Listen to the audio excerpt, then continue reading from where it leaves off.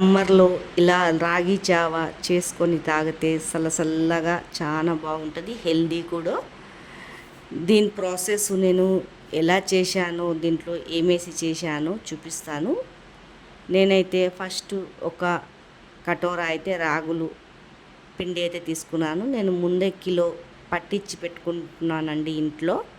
ఈ ఎండాకాలం అని ఇలా పిల్లలకి పెద్దోళ్ళకి పెడితే కడుపుకి చల్లగా ఉంటుంది, హెల్దీ కూడా.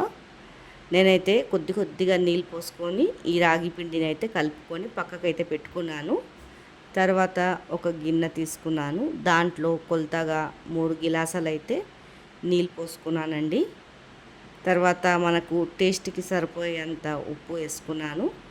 కొద్దిగా నీళ్ళు వేడెక్కాక దీంట్లో బియ్యమైనా వేసి ఉడకపెట్టుకోవచ్చు. నేనైతే రేషన్ షాప్ అన్నం అయితే వండాను. నేనైతే అన్నం వేసేస్తున్నానండి. అన్నం వేస్తే కూడా చాలా టేస్టీగా ఉంటుంది. మనం బియ్యం వేసే పర్వాలేదు, బియ్యం వేయకుండా ఇలా అన్నం వేసి అయితే వండేస్తున్నాను. టేస్ట్ మాత్రం చాలా బాగుంటుంది. చూడండి, మనకు రేషన్ షాప్ చేసుకున్న అన్నం కూడా హెల్దీ చాలా.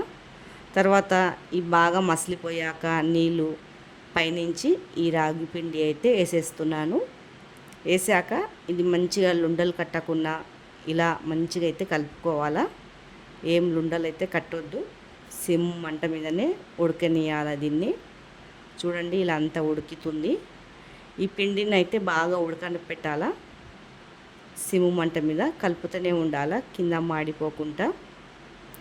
ఇది పిల్లలకైతే దీంట్లో పాలైనా పోసుకొని తాగిపియచ్చు, పెరుగైనా పోసుకొని తాగిపియచ్చు, చాలా మంచిది. పిల్లలకి పొద్దుగాల ఇలా పెద్దోళ్ళకి కూడా ఇస్తే గిలాసడు తాగితే హెల్దీగా ఉంటుంది. చూడండి, ఇలా బాగా అయితే ఉడకపెడుతున్నాను.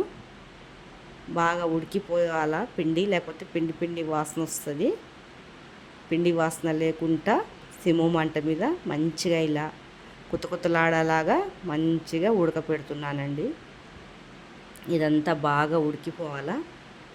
మీలో ఎంతమందికి ఇలా రాగి అంబలి తాగుతున్నారో కామెంట్ అయితే చేయండి.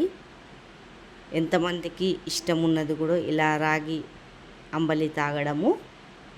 చూడండి, ఇదంతా మంచిగా ఉడకాక చల్లగా చేసుకొని గిలాసులలో పోసుకొని అయితే తాగితే చాలా బాగుంటుంది. మీకు కావాలంటే దాంట్లో పెరిగేసుకొని ఆనియన్ కట్ చేసుకొని కూడా వేసుకోవచ్చు. మీకు ఈ వీడియో నచ్చినట్లయితే లైక్ చేయండి, సబ్స్క్రైబ్ అయితే చేసుకోండి.